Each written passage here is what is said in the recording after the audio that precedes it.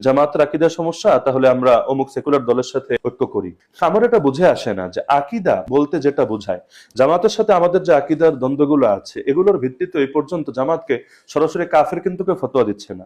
সর্বোচ্চ তারা বলতে চাচ্ছে যে গোমরা, অথবা তাদের মধ্যে সমস্যা আছে ইত্যাদি।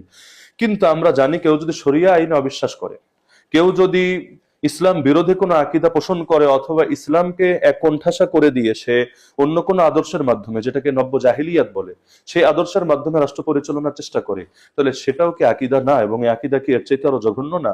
যেখানে 19 আর 20 এর পার্থক্য, আর যেখানে 0 আর 20 এর পার্থক্য, এই দুইটা তো কোশ্চেনকাল এক না। পৃথিবীতে কেউ আকীদার বাইরে না। কাফেরেরও আকীদা আছে, নাস্তিকেরও আকীদা আছে, সেকুলারেরও আকীদা আছে। সেকুলারিজমটাই তো একটা আকীদা, জাতীয়তাবাদ এটা একটা আকীদা, গণতন্ত্র এটা একটা আকীদা। তো এখন দেখা যাচ্ছে যে আমরা নিজেদের ভেতরে ঐক্য না, আসন সমঝোতাও করতে রাজি না, কিন্তু আরেকজনের কাছে আমরা সব বর্গা দিয়ে দিতে রাজি। আল্লাহ মাফ করুন, এমন কথা আমাদের শুনতে হচ্ছে। আলেম বলছে, আমার মাথার উপর যখন ওই নেত্রীর ছবি শোভা পাবে, ওই নেতার ছবি শোভা পাবে, তখন আপনারা প্রোগ্রামে আসতে বাধ্য হবেন। আজকে আমার মার্কার সাথে ওই মার্কা নাই, আমার গাছের মধ্যে ওই ফল ধরে নাই বলে আপনারা এখন খুব বেশি আসেন নাই।